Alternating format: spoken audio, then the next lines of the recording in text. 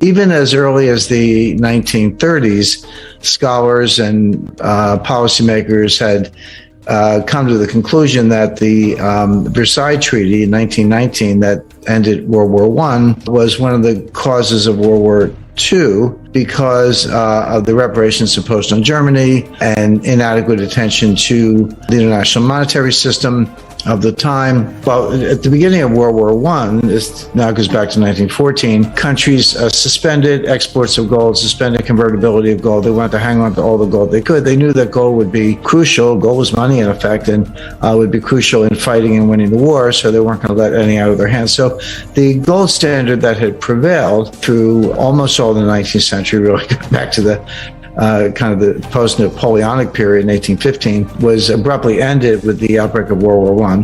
Interestingly, one of the biggest advocates for not ending it, at least in the UK, was an advisor to the Exchequer named John Maynard Keynes. You know, Keynes is his reputation as this gold basher, gold hater, you know, barbarous relic and all that stuff, which he never said, by the way. I actually tracked down the 1924 first edition of his works to see what he actually did say, and he was not talking about gold. He was talking about the gold exchange standard of the 1920s, which I would agree with Keynes was a very flawed system. But he argued strenuously in 1914 that the UK should not go off the gold standard. And the reason he said that was, we're not going to win the war with money or with gold. We're going to win the war with credit. You're going to have to borrow a lot of money to do this. And if you suspend gold, you're going to destroy your credit. But if you maintain the gold standard, you'll maintain your credit and be able to borrow far more and fight the war. And that's exactly what happened. Jack Morgan, based in New York, raised enormous amounts of money for France and the UK, and raised no money for Germany. And that was one of the decisive factors.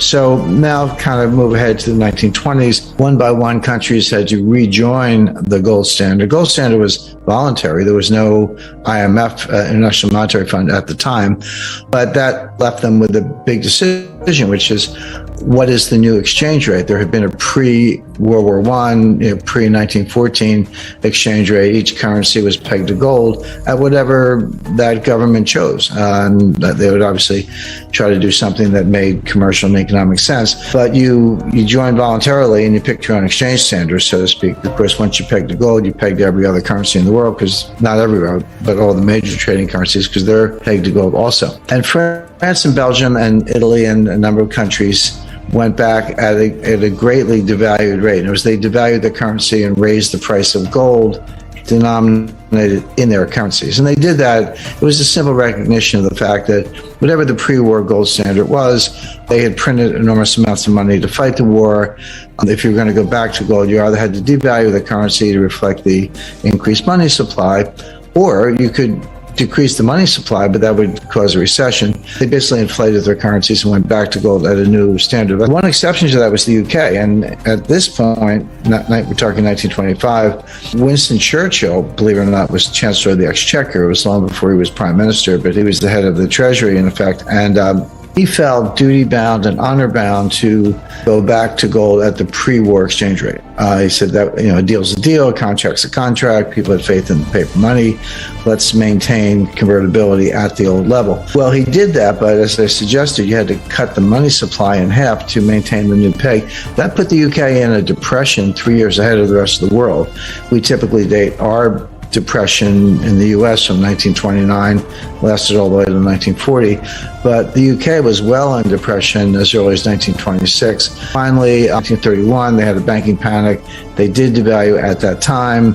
1933, FDR devalued the US dollar against gold. There were all these dominoes that were falling. And of course, the bank failures, bank panics, reduced world trade, agricultural output, and the Great Depression. And this was considered not only bad in and of itself, but a contributing factor to World War II. It created so much imbalance and so much irredentism and Germany's desire to take back lands that had given up to France and Poland and elsewhere, that it contributed to World War II. So here we were in 1944. Before the war was over, But already Roosevelt, FDR, and Churchill were looking past the war and said, look, we can't let this happen again. We can't win the war. They thought they would win the war by 1944. But we can't win the war and then not have a good international monetary system. We'll repeat all the blunders and errors of the 1920s and be back where we started. So they convened the Bretton Woods Conference in Bretton Woods, New Hampshire, at the Mount Washington Hotel for that purpose of designing the system. Now, there were about 45 or so nations present. Believe it or not, the Soviet Union, which was an ally, of course, of the U.S. during World War II, was present. They ended up not signing the agreement, but they were there. An interesting footnote, but an important one, the lead U.S. delegate was the Deputy Secretary of the Treasury. His name was Harry Dexter White. Harry Dexter White led the U.S. delegation. The U.K. delegation was led by John Maynard Keynes. And by the way, there were just, again, another footnote, the reason it was in Bretton Woods, New Hampshire, at the Mount Washington Hotel. The UK and the US were really the only important voices. And then the UK was really speaking for the entire Commonwealth. That's what gave it. And they had a fair amount of gold. That gave them a voice. But this was really all about the US hammering things out, compromising with the UK, and then coming up with something. And everyone else just kind of jumped on board. I'm sure there was give and take. It was pretty much hammered out by the US and the UK. But in all fairness, it was really dictated by the US.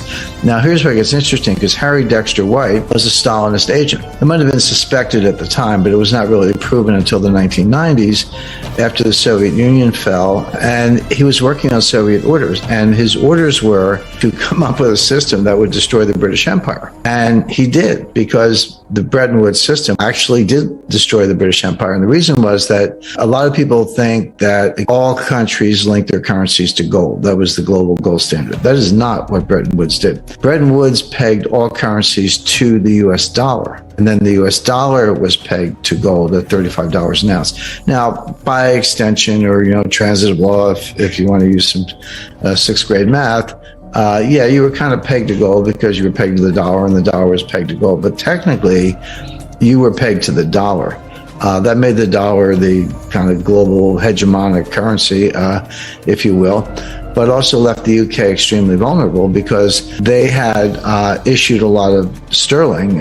They were technically redeemable into gold, but there's no way that the UK had that much gold. It wasn't even close. But by diminishing the role of sterling and elevating the role of the dollar, it made sterling more vulnerable to runs on the bank, basically, which then fed into the whole independence movement in the 1950s. It wasn't the sole cause, but when India, I believe, went independent in 1947, and then throughout the 50s, the African countries, Singapore, one by one, they left the UK. So it actually worked by undermining the dominant role of sterling and highlighting sterling's vulnerability to a run on gold. It exacerbated economic tensions with everybody, including Canada, Australia, and a lot of the African members of the Commonwealth. And it did lead to the breakup of the British Empire. So it's kind of mission accomplished for Morgenthau. But coming out of it, you did have a world where the only currency pegged to gold was the dollar, and everybody else was pegged to the dollar. Now, why did they do it that way? Valuing against gold was a total crack up. It usually came hand in glove with a banking panic, as it did in the UK.